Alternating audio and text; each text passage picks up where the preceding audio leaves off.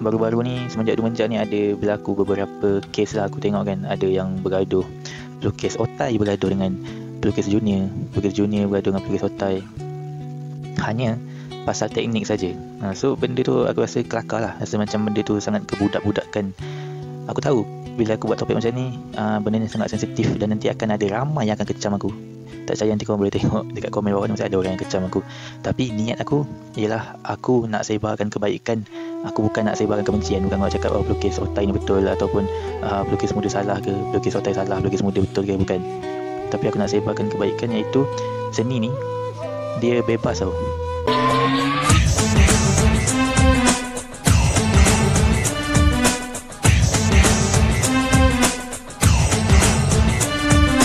Hello, hai, Assalamualaikum. Selamat datang di channel aku. Okay, kepada yang belum subscribe, tolong subscribe. Yang tengok video ni tolong like, share, dan semoga video ni memberi manfaat kepada orang yang tengok video ni. Okay, yang ni untuk lukisan kali ni. Oh, sebelum tu lupa nak beritahu, video ni ialah lukisan secara live. Jadi tak ada cut-cut, tak ada edit-edit. Jadi apa yang berlaku dalam video ni semuanya adalah secara spontan. Jadi kalau ada salah cakap ke, termencarut ke, so aku minta maaf awal-awal. Sebab semua yang berlaku dalam video ni secara live. Okay, straight to the point. Lukisan kali ni kita guna charcoal Maris. So yang aku selalu guna soft charcoal lah ni. Ialah, tak nampak lukisan ni. Nampak tu, dia ada tulis SOFT. Yang ni soft charcoal. Nama dia charcoal Maris. Dia punya jenama dah hilang nampak ni. MARIESE. Yang ni jenama dia lah. Soft ni dia punya apa tu, dia ada dia punya jenis lah. Dia ada banyak jenis. Ada charcoal kasar, ada charcoal lembut. Ini soft charcoal lah. Dia beza dia, rasa ramai yang salah beli. Macam aku dulu pun aku pernah kena. Kalau yang dah belajar mungkin dah tahulah. Tapi mungkin yang tak belajar seni macam aku, orang kata apa, pelukis mi segera boy, mi segera sangat. So kalau macam pelukis mi segera ni selalunya dia tak tahulah apa benda, kegunaan bahan-bahan semua, apa benda jenis-jenis dia. Jadi kalau macam aku ada pernah orang hadiahkan aku charcoal yang kasar punya, tapi yang tu bila lukis kan, bila lukis dia tak terus melekat macam ni. Dia akan ada serbuk-serbuk yang jatuh. Yang tu bukan soft charcoal. Kalau macam ni soft charcoal lah. Bila lukis dia macam tak tahu lah, dia ada, tak silap aku, dia ada macam campuran minyak yang buatkan dia terus melekat. Dia tak ada jatuh, tak ada macam serbuk-serbuk yang akan jatuh time korang melukis tu. So sebab tu aku guna soft charcoal lah. Sebab aku lagi suka guna soft charcoal. Nanti korang boleh test sendiri. Kalau korang tak faham apa yang aku cakap ni, korang kena beli sendiri, test sendiri, baru korang dapat rasa apa beza dia. Ada yang suka charcoal yang kasar, ada juga yang suka charcoal yang macam ni, soft charcoal. Dan bukan dalam bentuk pensel dia, ada juga yang dalam bentuk macam crayon punya kan. Macam crayon, dia satu tu terus lukis. Maknanya tak ada kayu ni. Dia 100% dia punya mata je. Yang tu charcoal apa, nama dia aku tak ingat. Yang tu pun aku pernah ada juga, tapi aku tak guna pun. Aku guna beberapa kali je. Okay, yang ni ialah teknik finishing. Dah nak siap dah. Aku just detailkan dekat bahagian corak-corak bunga-bunga pada bahagian baju dia. Okay, hari ni topik dia aku nak cakap pasal pelukis otai vs pelukis muda. Orang kata BBNU lah, pelukis muda ni. So baru-baru ni semenjak ni ada berlaku beberapa kes lah aku tengok kan. Ada yang bergaduh, pelukis otai bergaduh dengan pelukis junior bergaduh dengan pelukis otai, hanya pasal teknik saja. So benda tu aku rasa kelakar lah. Rasa macam benda tu sangat kebudak-budakan. Aku tahu bila aku buat topik macam ni, benda ni sangat sensitif dan nanti akan ada ramai yang akan kecam aku. Tak percaya nanti korang boleh tengok dekat komen bawah ni, masih ada orang yang kecam aku. Tapi niat aku ialah aku nak sebarkan kebaikan. Aku bukan nak sebarkan kebencian. Bukan nak cakap pelukis otai ni betul, ataupun pelukis muda salah ke, pelukis otai salah, pelukis muda betul ke, bukan. tapi aku nak sebarkan kebaikan, iaitu seni ni dia bebas tau. Seni ni bebas. Jadi hanya pasal benda remeh-temeh pun kita nak gaduh, malu lah kan. Hanya pasal teknik saja. Macam ada yang guna, korang tahu tak teknik macam aku buat macam ni kan, ni teknik garisan, teknik lorek, teknik silang, teknik apa tu, gosok kan, gosok pakai jari ke, gosok pakai tangan ke, ataupun gosok pakai ni pun boleh juga. So teknik ni pun jadi isu. Ada beberapa pelukis yang tak suka teknik gosok, dia macam membahan pelukis yang pakai teknik gosok. Pelukis yang pakai teknik gosok pula membahan pelukis yang pakai teknik garisan, teknik apa, lorekan, teknik silang, ataupun ada teknik titik. Ada satu aku tak ingat nama dia apa, yang macam kena conteng tu. Dia buat macam ni kan, kita conteng macam gitu kan. Aku lupa nama dia. Yang tu pun dalam kelas aku pun aku ada ajar. So benda ni sangat remeh-temeh lah, sebab kalau aku punya kelas pun aku tak pernah halang aku punya pelajar-pelajar aku untuk gunakan teknik yang diorang suka. Aku akan ajar semua teknik. Ada, tak silap aku ada 8 teknik semua. Itu yang asas je lah. Sebenarnya dia ada banyak lagi pecahan. Ada 8 teknik cara lukis. Lepas tu bila aku dah ajar, aku bagi kebebasan kepada pelajar aku nak guna teknik mana-mana yang dia rasa selesa, mana yang dia rasa senang. Cari salah nak guna teknik gosok ke, teknik lorek ke, teknik titik ke, apa-apa je suka hati. Bagi kebebasan. Dan itu bukan satu benda yang perlu dia bawa gaduh lah, perlu siapa betul siapa salah. Bukannya teknik ni salah, mana ada dalam lukisan guna teknik gosok tu salah tu, teknik macam ni betul. Pasal benda macam gitu pun nak gaduh, aku rasa macam tak matang lah, sangat-sangat kelakar, sangat tak matang. Sama je baik pelukis sini ataupun pelukis junior kan, yang dah berpengalaman pun, yang dah otai pun tak sangka lah ada yang perangai macam tu, suka mempertikaikan orang punya teknik. Dan pelukis junior pun sama, kadang-kadang ada yang biadab dengan pelukis-pelukis otai. Kita ni macam ini semua warna-warni lah kan, warna-warni kehidupan seni. Dia ada kebebasan. Dalam seni tak ada betul, tak ada salah. Kau guna teknik apa pun, asalkan benda tu penghasilan dia menghasilkan seni, itu adalah seni. So tak ada pun orang guna teknik ni salah, guna teknik ni betul. Sampai dulu pun aku pernah ada pelukis yang berpengalaman lah, dia dah berpuluh tahun dah melukis. Dan berpengalaman tak bermakna itu adalah tiket untuk kita mempertikaikan orang junior. Bukan nak sebelahkan pelukis junior, tak. Tapi cuba korang bayangkan, kalau pelukis junior tu dia ada matlamat, dia ada cita-cita nak jadi pelukis yang hebat. Tapi bila yang otai-otai ni cakap salah lah apa semua kan, jatuhkan orang, downkan orang, dan orang pun akan rasa macam aku tak nak jadi pelukis, pada dah stop. Sebab macam banyak terima kecaman, terima kritikan yang melampau daripada otai. Dia bukannya macam membina tau, dia bukannya bagi cadangan, tapi dia menjatuhkan. Itu adalah kutukan, itu bukan kritikan. Dia berbeza, kritikan dengan kutukan.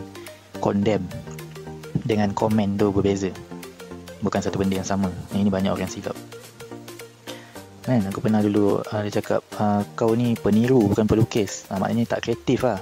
Bila tak kreatif, bila kau hanya 100% tiru, kau tak kreatif lah, tak boleh mereka apa semua dah.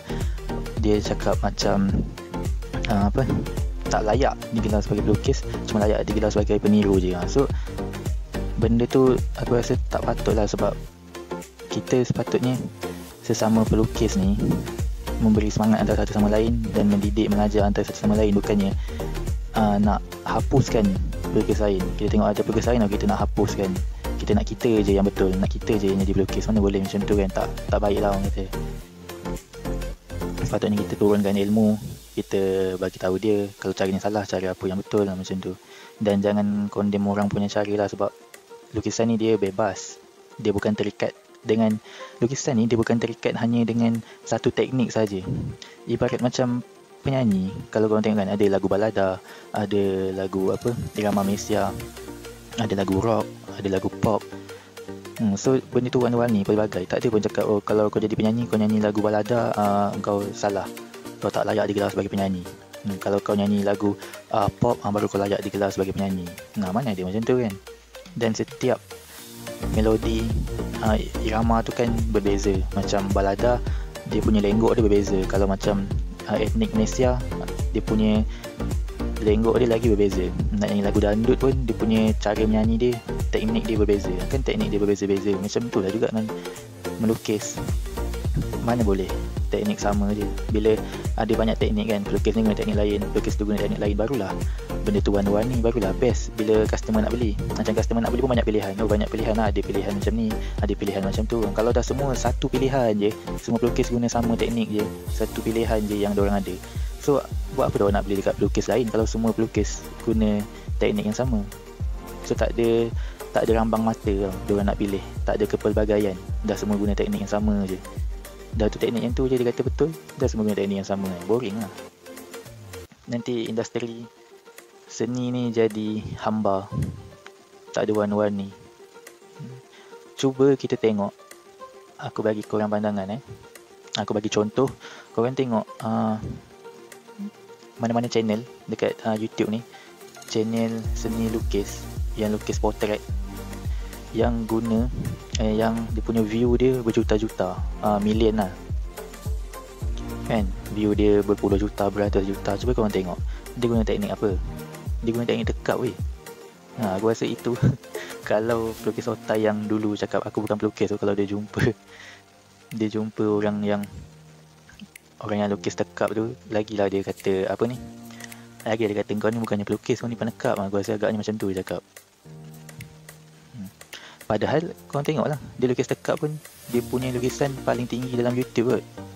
Cuba korang cari mana view yang paling tinggi, lukisan potret yang paling tinggi, yang paling tinggi view sampai dapat berpuluh-puluh million, berjuta-juta million tu, berjuta-juta million views tu adalah pelukis yang guna teknik tekap weh.